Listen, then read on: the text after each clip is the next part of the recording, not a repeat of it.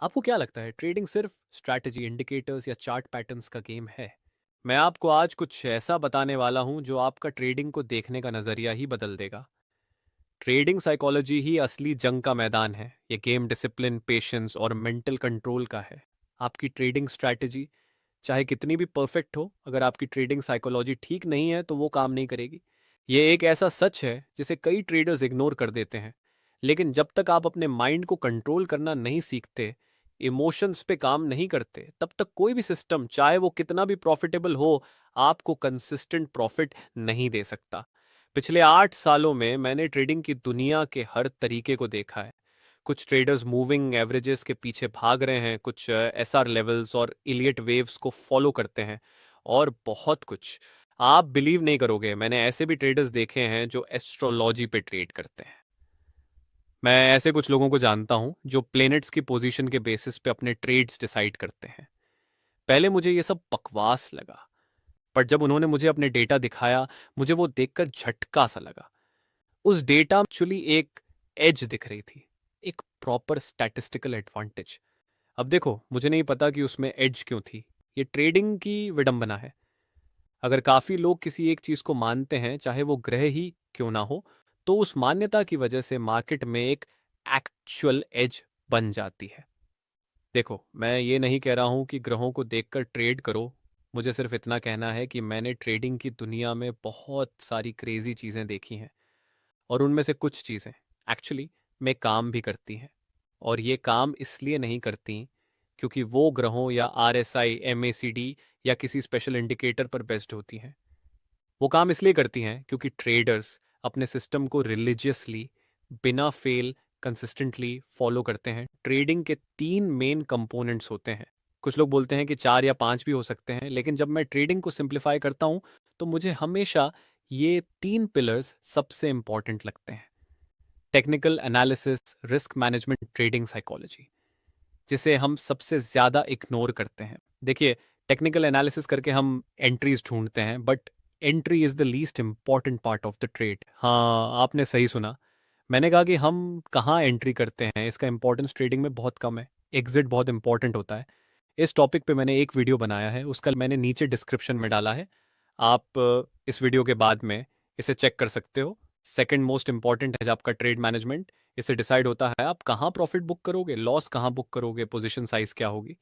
लेकिन अगर आपकी ट्रेडिंग साइकोलॉजी स्ट्रांग नहीं है, तो चाहे आपके पास वर्ल्ड की बेस्ट स्ट्रैटेजी हो, आप उसको कंसिस्टेंटली फॉलो कर ही नहीं पाओगे। आपकी ट्रेडिंग साइकोलॉजी अगर ठीक नहीं है, तो आपका रिस्क मैनेजमेंट गलत होगा। विथआउट रिस्क मैनेजमेंट आपको इस बिजनेस में लॉसेस ही होंगे। मुझे परवाह नहीं, आप ग्रहों को देखकर ट्रेड करते हो या टेक्निकल टूल्स यूज करके या कॉइन टॉस करके। अगर आपका रिस्क मैनेजमेंट सही नहीं है, तो आप इस बिजनेस में टिक नहीं पाओगे।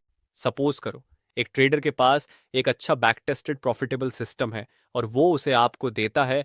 उस सिस्टम को यूज करके उसने अच्छा पैसा बनाया है, रिस्क मैनेजमेंट, मनी मैनेजमेंट, सब रूल्स अच्छे हैं, बट आपको वो सिस्टम यूज करके लॉसेस हो रहे हैं।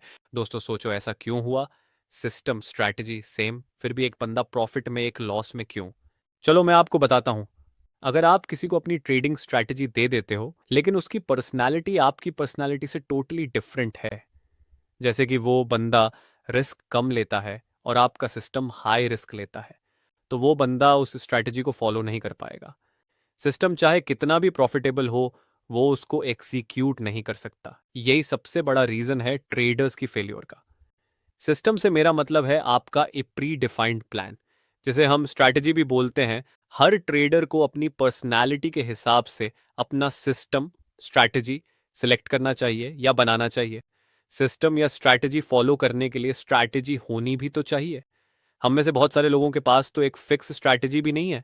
हमें बैक टू बैक 2 या 3 लॉस हुए नहीं कि हम स्ट्रैटेजी चेंज कर देते हैं। पहले आप अपनी ट्रेडिंग पर्सनालिटी पहचानो, फिर उसके हिसाब से अपनी ट्रेडिंग स्ट्रैटेजी बनाओ। उसे बैक टेस्ट करो, डेमो टेस्ट करो, फिर मार्केट में ट्राई करो। आप बोलोगे, अब ट्रेडिंग पर्सनालिटी कैसे चेक होती है? तो गाइस, आप इजीली अपनी ट्रेडिंग पर्सनालिटी पहचान सकते हो। इस टॉपिक पे मैंने स्टेप बाय स्टेप एक वीडियो बनाया है, डिस्क्रिप्शन में उसका लिंक है। ये वीडियो पूरा होने के बाद पहले अपनी ट्रेडिंग पर्सनालिटी जानिए। आप जान पाएंगे ट्रेडिंग में क्या आपकी ताकत है और क्या आपकी कमजोरी है, और बहुत कुछ। चाहे आप रियल लाइफ में इमोशनल ना हो, लेकिन जैसे ही आप चार्ट्स के सामने बैठते हो और अपने पैसों से ट्रेड करना स्टार्ट करते हो, इमोशंस ऑटोमेटिकली एक्टिवेट हो जाते हैं। चलो हम इसे थोड़ा डिटेल में समझते हैं। हमारे ब्रेन में डिसीजन लेने के लिए दो हिस्से हैं। एक प्रीफ्रंटल कॉर्टेक्स, जहां लॉजिकल यानी समझदारी वाले डिसीजन लिए जाते हैं। दूसरा होता है अमिगडाला, जिसे हम इमोशनल ब्रेन भी कह सकते हैं। सभी इमोशन बेस्ड डिसीजन यहाँ से होते हैं। नॉर्मली हम जब स्टेबल होते हैं तो लॉजिकल ब्रेन से डिसीजन लेते हैं। रिसर्च क्लियरली दिखाता है कि जैसे ही रियल मनी दांव पे लगती है, ब्रेन का decision making part logical brain से इमोशनल ब्रेन की तरफ शिफ्ट हो जाता है। एक बार इमोशनल ब्रेन ने टेक ओवर किया, फिर आपका डिसिप्लिन टूटने लगता है। आप अपने रूल्स चाहकर भी फॉलो नहीं कर पाते। बहुत सारे ट्रेडर्स जो ये वीडियो देख रहे हैं अब इस बात को रिलेट कर पा रहे होंगे, क्यों वो अपना ट्रेडिंग प्लान फॉलो नहीं कर पाते। एक रिसर्च हुई थी ब्लैक जैक गैम्बलर्स पे। ब्लैक जैक एक सट्टे का गेम है। उन पे एक एक्सपेरिमेंट किया गया। इस दौरान उनके ब्रेन का एमआरआई स्कैन भी किया गया। एमआरआई स्कैन से ये पता चलता है कि हमारे ब्रेन का जो पार्ट एक्टिव होता है, वहां पे एक्टिविटी दिखती है।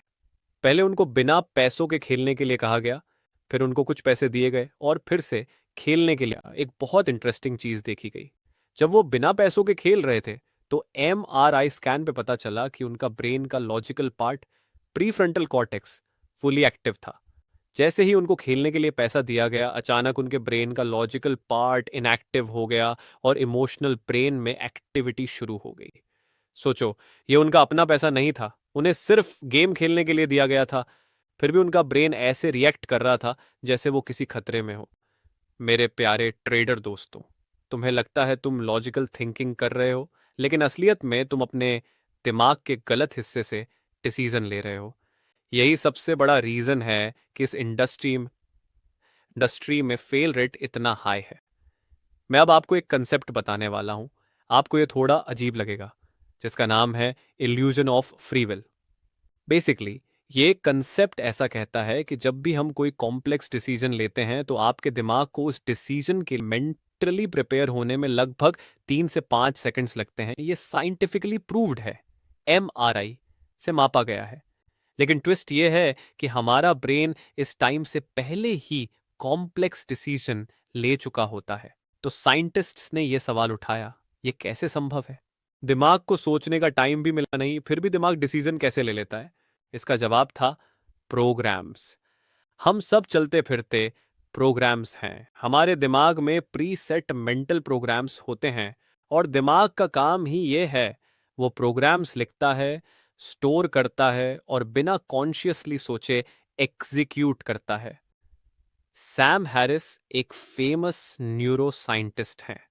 वो कहते हैं, you can do what you decide to do, but you can't decide what you will decide. मतलब आप वो कर सकते हो जो आपने डिसाइड किया है, लेकिन आप क्या डिसाइड करने वाले हो ये आप नहीं डिसाइड कर सकते। चलो मैं आपको एक एग्जाम्पल से समझाता हूँ।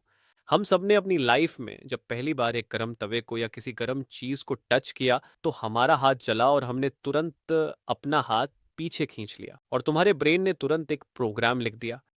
अगली बार जब भी किसी गर्म तवे या गर्म चीज के पास जाओगे तो अलर्ट रहना।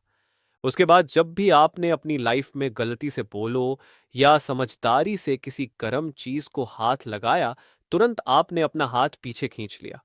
आपको कॉन्शियसली सोचकर डिसीजन नहीं लेना पड़ा। ये एक ऑटो रिस्पॉन्स था, एक प्रोग्राम जो ये हमारे दिमाग ने पहले ही लिख लिया था। और यही है इल्यूजन ऑफ फ्री विल का कोर आइडिया। हम लोग बस चलते फिरते प्रोग्राम्स हैं। जो कुछ भी हम करते हैं वो मोस्टली वही प्रोग्राम्स हैं जो पहले से हमारे दिमाग में लिखे जा चुके हैं। और जब तुम मार्केट में जाकर ट्रेडिंग करते हो, तुम्हें लगता है कि तुम पूरी तरह कंट्रोल में हो, लेकिन रियलिटी ये है कि तुम बस उन्हीं पुराने मेंटल प्रोग्राम्स को रन कर रहे हो जो तुमने सालों पहले अपने दिमाग में लिखे थे। हर डिसीजन, हर रिएक्शन वो कॉन्शियस चॉइस नहीं होता, वो एक ऑटोमोट रिस्पॉन्स होता है जो तुम्हारे पास्ट एक्सपीरियंस, फियर, क्रीड और हैबिट्स से बना हुआ होता है। हो सकता है ये प्रोग्राम्स तुम्हारे पेरेंट्स ने तुम्हें डायरेक्टली सिखाए हों, या फिर ये तुम्हारे डीएनए से आए हों, या तुम्हारी पर्सनालिटी स्टाइल से। जब तक तुम इस चीज को रिकॉग्नाइज नहीं करते, तब तक रियल बिहेवियर चेंज पॉसिबल ही नहीं है। क्योंकि जब तक तुम्हें लगता है कि तुम कंट्रोल में हो और तुम सोच रहे हो कि तुम लॉजिक और रीजन से काम ले रहे हो, तुम प्रॉब्लम को कभी फिक्स नहीं कर सकते। और यही है एक नया रेवोल्यूशनरी अप्रोच ट्रेडिंग साइकोलॉजी की तरफ। ये एक्चुअल गेम है दिमाग के अंदर लिखे हुए प्रोग्राम्स को वापस से लिखना। यही प्रोसेस है जो तुम्हें एक प्रोफेशनल ट्रेडर बनाती है। एटलीस्ट अभी तक हमने एक बेसिक लेवल पे थोड़ा बहुत प्रॉब्लम को आइडेंटिफाई कर लिया है। हाँ, और भी बहुत कुछ समझना बाकी है, लेकिन मोटे मोटे लेवल पर हमने ये समझ लिया है कि प्रॉब्लम हमारे टेक्निकल स्किल्स में नहीं है, साइकोलॉजी में है। चलो अब एक क्विक सॉल्यूशन की बात करते हैं। मैं हमेशा इसे 3 स्टेप्स में बताता हूं। One, trade your system. Purely अपने स्ट्रैटेजी को फॉलो करो। 2, खुद अपने रास्ते में मत आओ। मतलब अपने ट्रेडिंग सिस्टम को फॉलो करो और खुद उसके रास्ते में मत आओ। 3, रिपीट। बस इसे रिपीट करते रहो। सुनने में सिंपल लगता है बट करना बहुत मुश्किल है, क्योंकि ट्रेडिंग के टाइम पे हम खुद ही अपने सबसे बड़े दुश्मन बन जाते हैं। ये इतना आसान नहीं है, इसलिए मैंने आपके लिए अपने चैनल पे ये प्लेलिस्ट बनाई है, जिसमें हम ट्रेडिंग साइकोलॉजी की में जाएंगे, जिसकी वजह से आप एक अच्छे और प्रॉफिटेबल ट्रेडर बन सकते हो। ट्रेडिंग के टेक्निकल स्किल्स सीखने में थोड़ा टाइम लगता है, लेकिन असली गेम क्या है? असली गेम है अपने इमोशंस को मैनेज करना, उस लेवल तक पहुंचना जहां तुम गलतियां करते ही नहीं और करने का कंपल्शन भी फील नहीं होता। ट्रेडिंग करते वक्त अगर तुम अपने आप से लड़ नहीं रहे हो, तो समझ जाओ कि तुम सही जोन में हो, और यही हमारा लक्ष्य है। इस लक्ष्य को पाने के लिए हमें अपने आप के अंदर झांक कर खुद को समझना होगा। मैं illusion of a free will का कंसेप्ट वापस लाता हूं। ये आइडिया कि तुम जो कुछ कर रहे हो वो एक्चुअली तुम नहीं कर रहे। तुम्हारे अंदर कुछ ओल्ड प्रोग्राम्स चल रहे हैं। अगर तुमने कोई ट्रेडिंग मिस्टेक की तो इसका रीजन ये नहीं कि तुम केयरलेस हो या तुम्हारे अंदर डिसिप्लिन नहीं है। इसका मतलब यह है कि तुम्हारे अंदर एक प्रोग्रामर बैठा है और उसने वो गलती तुमसे करवा दी। अब अगर तुम खुद से कहते हो, ओके अब मैं दोबारा ये गलती नहीं करूंगा, I will be more disciplined, तो प्रॉब्लम यह है कि तुम्हारा दिमाग उस प्रोग्राम को बदलने के लिए इनफ एनर्जी जमा ही नहीं कर पाया, और तुम फिर से वही गलती करोगे। हम सेम गलतियां बार बार रिपीट करते हैं, बहुत बार बोलते हैं खुद से कि अब ये गलती नहीं करूंगा, और फिर वही गलती कर बैठते हैं। दोस्तों, इसीलिए ट्रेडिंग साइकोलॉजी का टॉपिक इतना ज़रूरी है, क्योंकि ये सिर्फ चार्ट्स केटर्स का गेम नहीं है। तुम्हारे दिमाग के अंदर के प्रोग्राम्स को समझने और दोबारा से लिखने का एक प्रोसेस है। इसी के साथ मैं आपका अपना ट्रेडर दोस्त हरजिंदर आपसे विदा लेता हूं। हम मिलेंगे अपने इस सीरीज की अगली वीडियो में, जहां हम बात करेंगे हैबिट्स के बारे में। कैसे ये हैबिट्स हमें ट्रेडिंग में प्रॉफिटेबल होने से दूर रखती हैं, और उस पर मैं सॉल्यूशंस भी दूंगा। वीडियो पसंद आया हो तो लाइक, शेयर और सब्सक्राइब करना ना भूलें। इस वीडियो को ज़्यादा से ज़्यादा अपने ट्रेडर दोस्तों से शेयर कीजिए जो परेशान हैं, लॉसेस में हैं और नए टेक्निकल कोर्सेस में अपना सॉल्यूशन ढूंढ रहे हैं। Thank you.